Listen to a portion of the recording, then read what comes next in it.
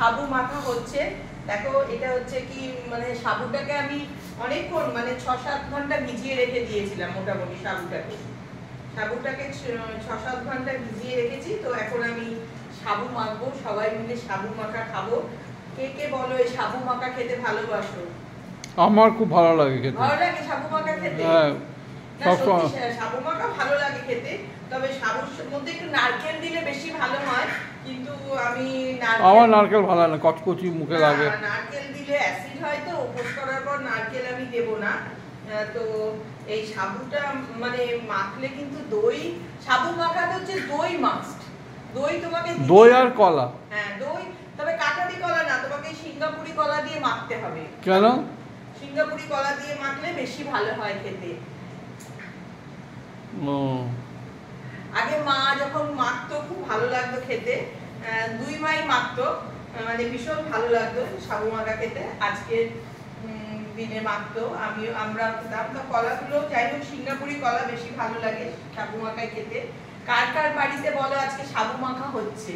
আমি আজকে সারাদিন যেন তো কিছু খেলাম না, এই এখন সাবু মাখা খাবো। কারণ পুজো করেছি, হর হর মহাদেবের পুজো করেছি। তো দেখো আমি কলা, দেখো কতগুলো কলা দিয়েছে এর মধ্যে। এবার মিষ্টি দই দেব। দইটা দিলে ভীষণ ভালো লাগে সাবু মাখা খেতে। তো দই দেব এখন সাবু মাখাতে।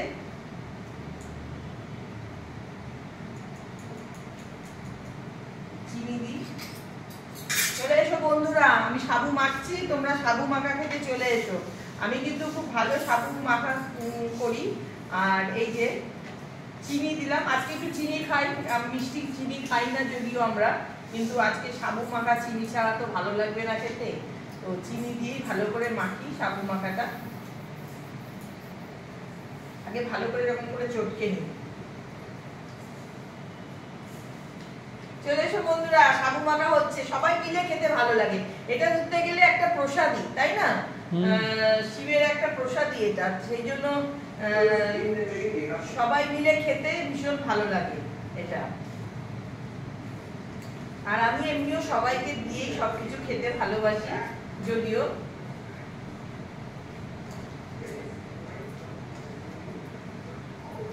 আর কিছু করতে হবে না। তো সাবু মাখা হয়ে গেছে, তাড়াতাড়ি তাড়াতাড়ি সবাই চলে এসো। কিন্তু আমি সারাদিন কিছু খাইনি, এই এখন এই সাবু মাখাটাই খাবো।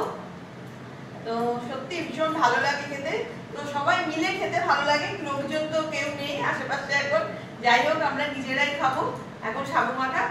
তো দেখো বন্ধুরা, এই যে আমার সাবু মাখাটা দেখো কিরকম হয়েছে। তো তোমরাও খাও, আমরাও খাই, আমিও খাই।